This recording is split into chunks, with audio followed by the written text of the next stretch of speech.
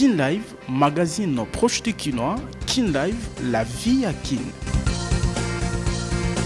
Ebandeli aposo lam na bota na bino matondo ya kokoba kosala confiance na manaka Kin Live bansango na mukuse yango yo Martin Fayulu aboyi balkanisation ya mboka pe kopesa peuple congolais pasi makasi koleka na message na ye ya 3 minutes lundi oyo leader ya SID abengi Joseph Kabila na dialogue pe asengi kokutana na Félix Tshisekedi. Tentative ya déstabilisation, il y a député national Nicolas Kazadinzouzi, CNDP ya IDPS, et telemeli ba manœuvre ya bayini, oyo balingi kocha moto ya mayele pe loyal na mokonzi ya mboka pembeni na eleko gouvernement ya Union nationale elingi kobima. Oleka motango ya 1 million ya bakandida basili koleka na momekano ya hors session ya examen d'état 2025 na collège Bulldozer ya Masina basiliko aligné 667 candidats wapi promoteur abengi bango ya kotalisa boyebi basilaki kozwa na kelasi simako contrôler ville ya Kinshasa école RDC Afrique pe mokili to ya kaliboso na bino pona otalisa manso tokutana kinango ignorance à la terre moko na moko ayeba bokobe masolo nde tolobi Kin Live magazine proche de Kinois. Kin Live, magazine proche du Kinois. Kin Live, la vie à Kin. Tozalaka na esengo ya kopesa bino bansango mikolo nyonso bapapa mama mbote bipai bozwami pe matondo na fidélité bozeli kokoba kotalisa na manaka Kin Live édition ya lelo ekofungwama na bansango oyo. Crise sécuritaire na Est Congo démocratique pe instabilité politique. Martin Fayulu Madidi aboyi balkanisation pe kopesa peuple congolais pasi. Na message na ye ya 3 minutes lundi oyo abengi Joseph Kabila na dialogue pe asengi kokutana na Félix Tshisekedi Tshilombo.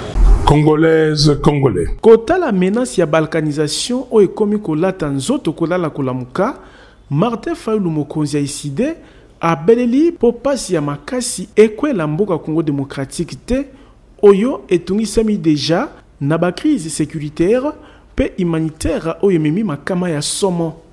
Na message na ye ya lundi 2 juin 2025, Martin Fayulu abengi Corneille Nangaa ya kotika kopesa bomo ya population pe ba minéraux ya Congo na bapaya. Monsieur Nangaa, je vous en conjure, cessez d'être complice des massacres de nos frères et sœurs. Cessez de livrer notre sol, nos vies et nos ressources aux forces étrangères.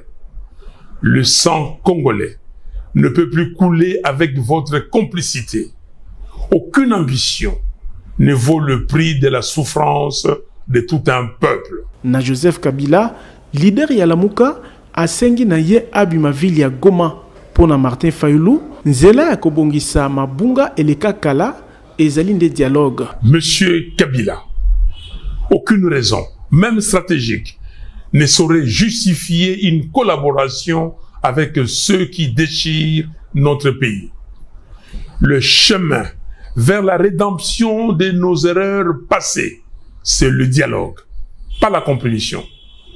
Je vous exhorte de quitter Goma, cette ville martyre, aujourd'hui occupée avec la complicité des forces ennemies. L'histoire ne pardonne pas les trahisons, encore moins celles faites à la patrie. Martin Fayulu asengi pe na mokonzi ya mboka Félix Tshisekedi bakutana pona koluka biyano bisengeli na crise o etungisi mboka. Monsieur Tshisekedi, vous avez le devoir de ne pas laisser notre génération être celle qui aura vu le Congo se désintégrer. J'en appelle à un sursaut d'honneur et de responsabilité. Je veux vous voir, non pas pour une faveur, mais pour une discussion directe, sans faux semblant, sans compromission, mais par patriotisme, afin de trouver une issue digne à cette crise existentielle. Na population congolaise, mokonzi ya SID abengi ye ya kotelema liboke lokola motu moko pona koboya fatalité kasi ko pona ngambu ya mboka pona kotonga elongo cohésion nationale oyo ba martyr batikala komona te. Tolobi Tibokoyoka.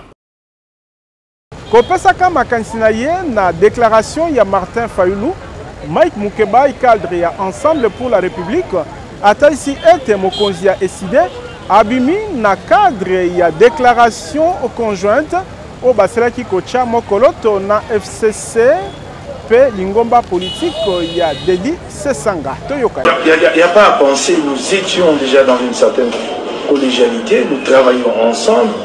La preuve, c'est les communiqués conjoints que nous avons publiés. Et donc, nous croyons cheminer dans ce sens-là. Nous, en tant que force de l'opposition, avec nos revendications à nous, donc notre cahier des charges, et de l'autre côté, la majorité union sacrée. Et nous travaillons tous ensemble à pousser à ce que nous parvenions au dialogue national à travers les pactes sociaux que portent les évêques catholiques et Senko, qu'il aille maintenant discuter seul à seul avec Félix Tshisekedi, signifie quoi? C'est dont ils vont parler, tous les deux, va être opposé à qui? C'est pour quel intérêt? Ça va nous avancer en quoi? Parce que ça ne sera que des discussions à eux deux. Je me pose des questions, ça nous avancera à quoi? Et je me demande si ce n'est pas la voie d'une nouvelle alliance qui est en train de frayer un chemin. Tant mieux pour lui. Il n'y a pas très longtemps, il avait mis en marche une autre initiative ici qui avait fait flop. J'ai l'impression qu'il n'en a pas tiré des leçons. Il avait initié un dialogue ici sans tenir compte de rapports de force. Kin Live, magazine proche du Kinois. Kin Live, la vie à Kin. J'ai suivi effectivement les discours de l'honorable Fayulu qui rentre dans ce cadre.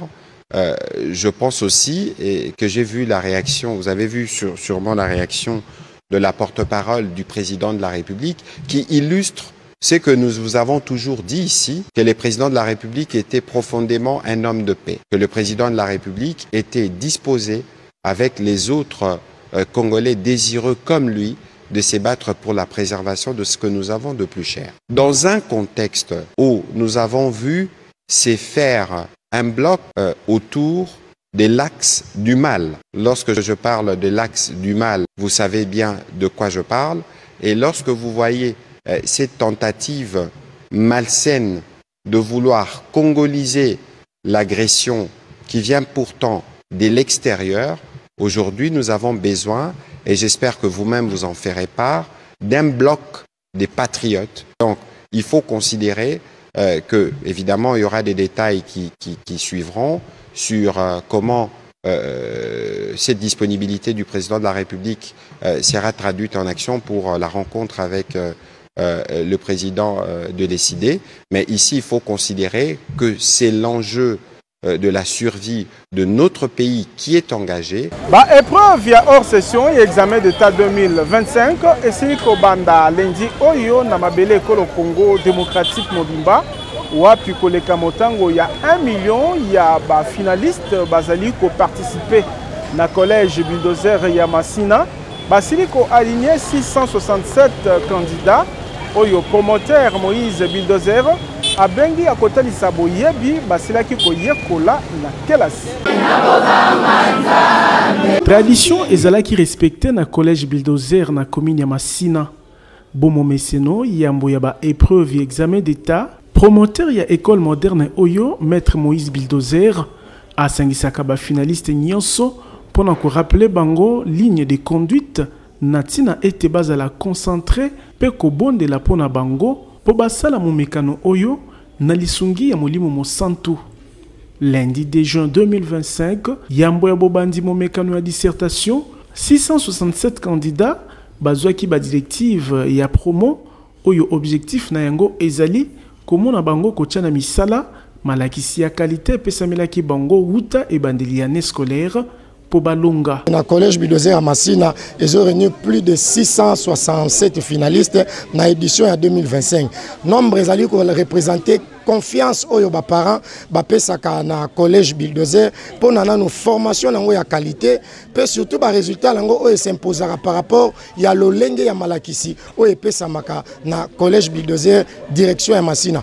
Ezalaki libaku pour na maître Moïse Bulldozer ya kopesa matondi na accompagnement ya gouvernement. Lingomba mobimba ya collège Bulldozer pe bakambina yango bazali kopesa nanu maboko pe matondo na excellence Félix Antoine Tshisekedi pe na ministre Raissa Malou pambate ba école privée agréée ezwaki accompagnement ya ministère ya EPST uta ibandeli kino suka yango mokolo mo alelo no banza bozomona na bilili to zali penza ko accompagner bana na ba centre ya ba passation d'examen pambate école ezwaki appui ya gouvernement congolais via ministère ya enseignement. Meilleure école na commune ya Masina, collège Bulldozer et pesa kamalakisi ya qualité o ezali adapté po baye koli bazala na boyebi o ekoka tolobi Tiboko Yoka. Na lobaki yango na ebandeli CNDP ya UDPS et telemeli tentative ya déstabilisation ya député national Nicolas Kazadi Nzuzi, ministre ya finance ya kala po na bango ba manœuvre ya bayini balingi kocha pembeni moto ya mayele pe oazali loyal na mokonzi ya mboka Félix Tshisekedi na eleko ya bobimi ya gouvernement ya Union nationale. Commission nationale ya discipline ya IDPS ebi na kocha pole na likambo etali maloba ya député national Nicolas Kazadi na libaku ya passage na ye na émission ya politique muntu po na CNDP. Ministre ya kala ya finance asalelaki ba prérogative na ye lokola député pe abuki soki mokete mibeko etambusaka lingomba politique IDPS. La Commission nationale de discipline de l'Union pour la démocratie et le progrès social, IDP Tshisekedi, a examiné avec minutie les propos contenus dans l'interview accordée à un média de la place par l'honorable Nicolas Kazadi Kalimanzouzi, député national, ancien ministre des Finances et haut cadre du parti, en date du 6 mai 2025. En effet, les propos tenus par le précité n'enfreignent en rien ni les statuts ni la ligne politique de l'UDP Tshisekedi. Il s'est exprimé dans le strict respect de ses prérogatives de parlementaire et de citoyen. Naboye, Bamoni était réquisitoire ya procureur général après la cour ya cassation kosengaka levé ya ba immunité ya moponami na molongo ya IDPS ezali ba manœuvre politique pona kocha Nicolas Kazadi Nzuzi pembeni na eleko gouvernement ya Union nationale elingi ko salama. Deux contextes politiques majeurs, deux tentatives de déstabilisation ciblées contre le même homme. Cette répétition n'a rien d'anodin.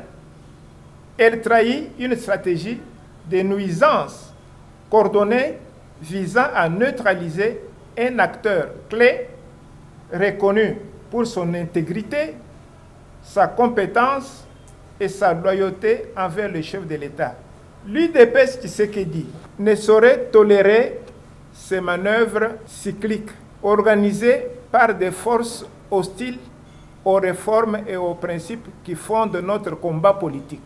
Ba membre ya CNDP bakundoli na libaku oyo ete Nicolas Kazadi azali ministre oyo alongola budget na 4 milliards pour na kokomisa yango 16 milliards pe lisusu na mandat na ye asilaki ko conclure programme historique na FMI organe oyo ya discipline ya IDPS etalisi ete bakoki kopesa nzela soki mokete na déstabilisation ya ba cadre ya parti na bayini tolobi Tiboko Yoka. Pona kobo ya déstabilisation ya ba opération militaire en cours na etuka ya Ituri, gouverneur militaire Luboyanka Chama abengi na régularisation ya situation ya ba veuve o bazali kosenga ba arriéré ya lifuti na bango pe kobongisa situation ya ba militaire o bazali na front. Moyangeli ya etuka ya Ituri lieutenant général Luboyanka Chama Johnny amekaki koboma moto euti na pasi ba veuve militaire oyo bazali kosenga barrière ya salaire tonyongo ya lifuti na bango pona ye likambo ya identification pe prise en charge ya ba veuve e umeli bambula ebele ekoki kobebisa morale ya ba troupe o bazali na bitumba. Commandant yaba opération militaire na Ituka ya Ituri a telemeli ba blocage administratif ko betaka sete ete eloko ya malonga esalemite bayeba singelaki kopesa biyano na likambo yango batika kolandela bango te. Lieutenant général Luboyanka Shamadjuni a beleli kotala impact direct ya likambo oyo na basoldat bazali na front ndakisa baye bazali na bitumba na CRP ya Thomas Lubanga allié à M23. Une zone opérationnelle. On ne peut pas venir nous affaiblir avec ce genre de problème-là. On ne peut pas être dans une armée. Chaque jour, on a toujours les mêmes problèmes. J'étais ici, j'avais dénoncé devant le chef de l'État, commandant suprême, la première fois qu'il est arrivé ici. J'avais parlé clairement des problèmes d'effectifs. Les gens ont dit tout ce qu'ils voulaient, mais nous avons eu les conséquences. Je crois que tous les commandants qui étaient à Goma, ils connaissent de quoi ça retourne. Des régiments qui n'étaient plus des régiments. On a donné des rapports et tout, mais rien n'a été fait. Là où il fallait avoir 1200 personnels, on a 300, on a 400, et jamais ces gens-là ont été mis en cause. Gouverneur militaire ya Ituri a sengi gestion rigoureuse ya misolo, pe contrôle sérieux ya ba effectif pour la koboya ba tension et bebisa ba opération militaire ezali en cours. Nos militaires sont en train de combattre là le CRP M23, la milice de Thomas Lubanga qui est, n'est-ce pas, allié au M23. Nos militaires sont en train de mourir. Mais s'il y a un militaire qui est devant l'ennemi, il apprend que les veuves ne sont pas payées. Pourquoi est-ce que ce militaire-là va se sacrifier? Il va dire le jour où je vais mourir, ça sera la même chose pour mes enfants. Ça touche vraiment au moral militaire. Ça touche au moral de ces combattants, de ces hommes-là qui sont vraiment à la ligne de front. Comment est-ce qu'ils vont combattre s'ils savent que s'ils meurent, à leur mort, on ne va pas s'occuper de veuves, qu'on va traiter leurs veuves comme on est en train de le faire aujourd'hui? Ça vise à déstabiliser toutes les opérations. On n'a pas le droit de nous déstabiliser avec tous les problèmes que nous avons. Utambula mine inase ya état de siège, etuka ya Ituri, ezali yoko ya bituka, etungisami makasi na bitumba ya batomboki na Est Congo démocratique. Esengeli likambo ya mapinga elandelama na bokebi tolobi tibokoyoka. Tension na OCC basali balingi susu soki mokete directeur général na bango pe molandi na ye lundi oyo basili kosala sit-in pona kosenga remplacement na bango basali ya OCC bafundi bakambi na bango na mabunga ya ndenge na ndenge kati na yango me gestion. Batombolizako babwaki yindi Moutoutima Rakoti, et il était tué.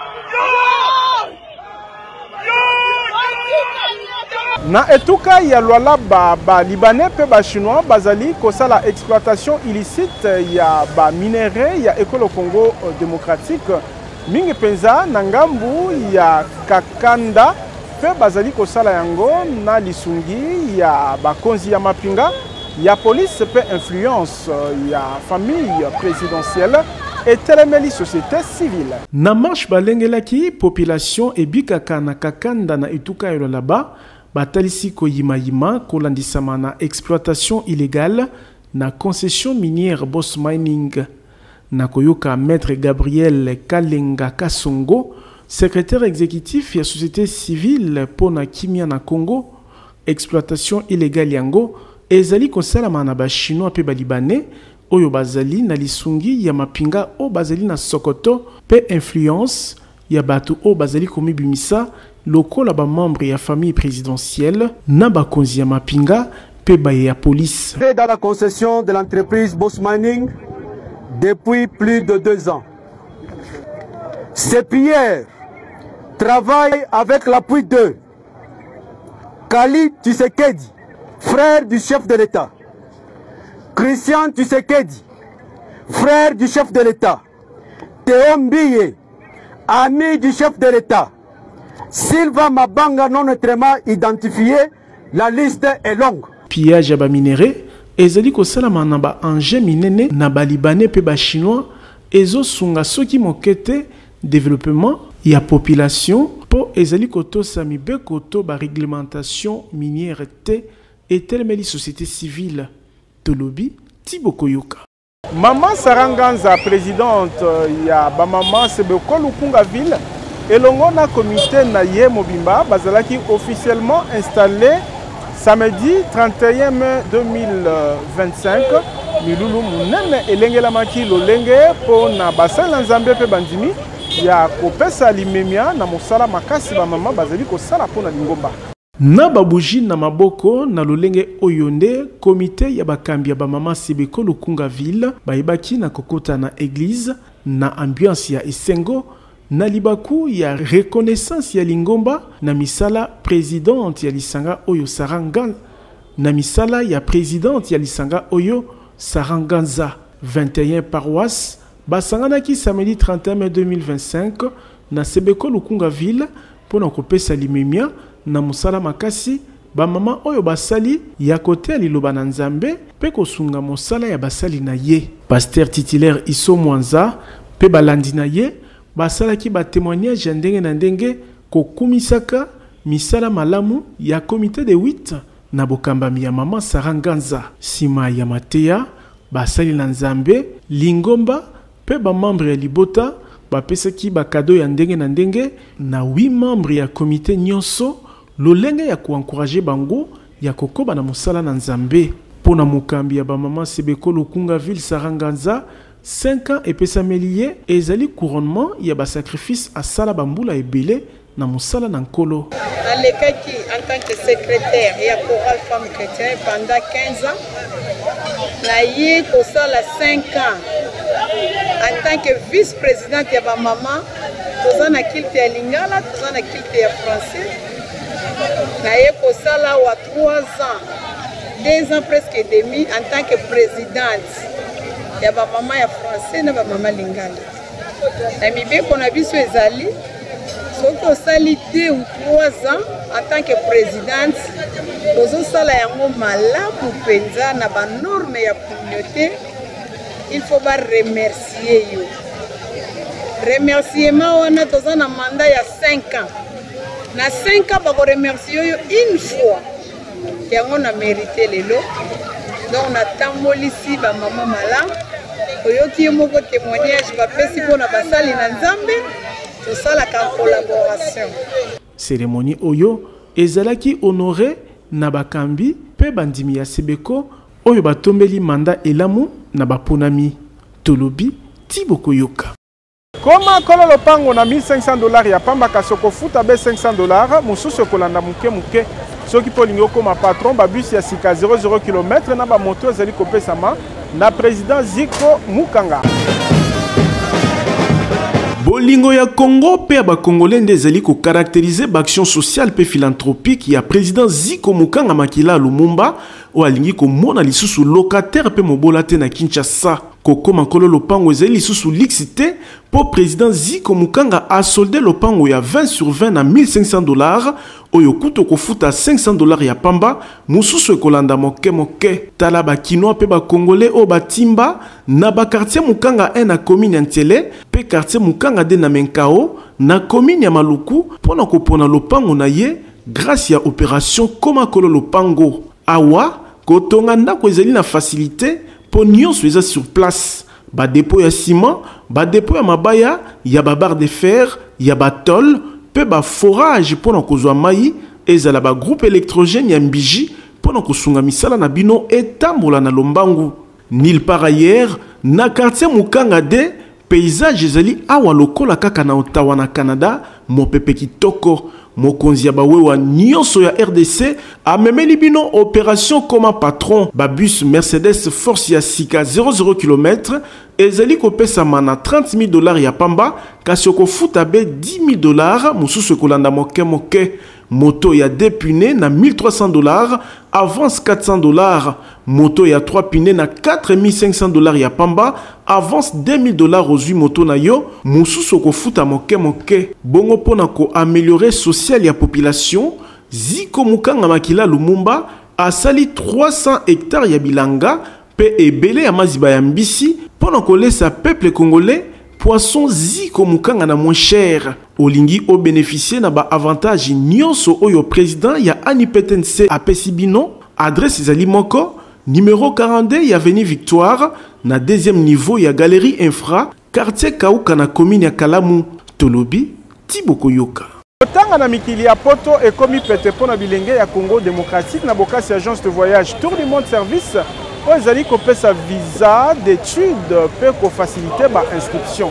Je suis dans l'une des universités catholiques d'ailleurs. Kotanga université na poto ezala na ba institut technique ekomi pete pona bana ya Kinshasa pe ya RDC. Pambate mokonzi agence de voyage Tour du Monde Service azalaki na ba différents pays ya Europe ndakisa France, Belgique, Italie, Suisse pe misusu pona ko signer ba protocole d'entente na ba différentes universités ya bamboka o ya Europe pe ba institut technique na tina ko faciliter bilenge ezala ba ya école secondaire olingi okende kotanga na poto sans risque ya ko se faire escroquer.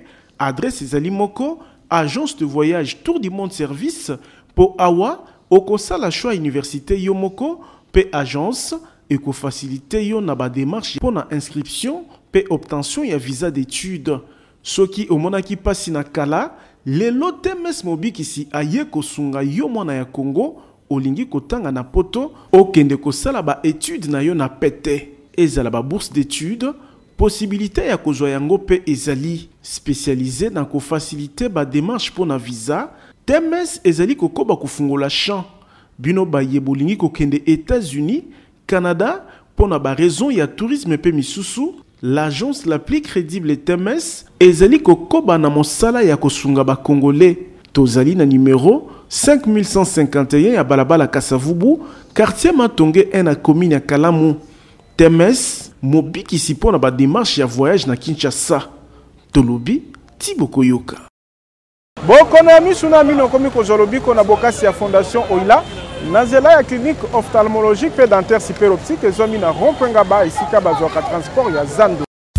Eloko neloko ezalaka na ngonga nango soki lobi ezalaki milelo ngonga kozolobi kona bokono ya mino pe ya miso ekoki po fondation Oila ememeli bana ya Kinshasa ya basi pe mibali na bakongole nyonso ba matériel ya génération ya sika pona kobikisa bango na nzela ya clinique ophtalmologique super optique o ezali na ba service spécialisé ndakisa ophtalmologie pona kobikisa bokono ya misu ata oyo balembana na ba matériel moderne oyo ba soin ezali kopesa malokola kaka na mikili ya poto bongo ba lunette tozali na ba verre progressif double foyer pe simple vision ya ba marque nyonso pe pona ba bourse nyonso traitement ya ba verre photo gré anti-reflet photo max pona ba kumbi mituka ba kumbi wewa ezala ba ebasale la kaba smartphone pe ordinateur ezo salama na super optique esili wana te mobange na cabinet dentaire moderne pe ezali maladi ya minu esili kozwa lobiko na ba équipement ndakisa fauteuil moderne oyo ovandi netomati na cheval pasi bosana lobiko ezali koya chirurgie dentaire ya ba sorte nyonso ezali kosalama minu ekatana osekaka lisusu te awa minu ezali kozonga mobimba pamba te ba prothèse ya ba forme nyonso ezali kosalama soki minu ekoma salite super optique ezali kosukola pe blanchisserie dentaire ezali minu ezonga kongala lokola mapata radiologie dentaire pe ezali nyonso na prix ya bana mboka. Adresse tozali na rond-point Ngaba en face ya station Kobile esika bazwaka transport ya Zando. Maladi na yo ezwi lobiko. Tolobi Tiboko Yoka. Kin Live, magazine proche du Kinois. Kin Live, la vie à Kin. Kin Live ya lelo esuki awa tozalaki na sengo ko présenter bino wango na kombo ya équipe technique pe rédactionnelle totonzi bino botonti kasi tika totombela mbotama elamu na Mardoche Mbumbudi o azali ko souffler na buju moko de plus na bomo inaye. Kin Live penga imai totombeli mbotama elamu Mardoche Mbumbudi botika la nakima na mbota na bino.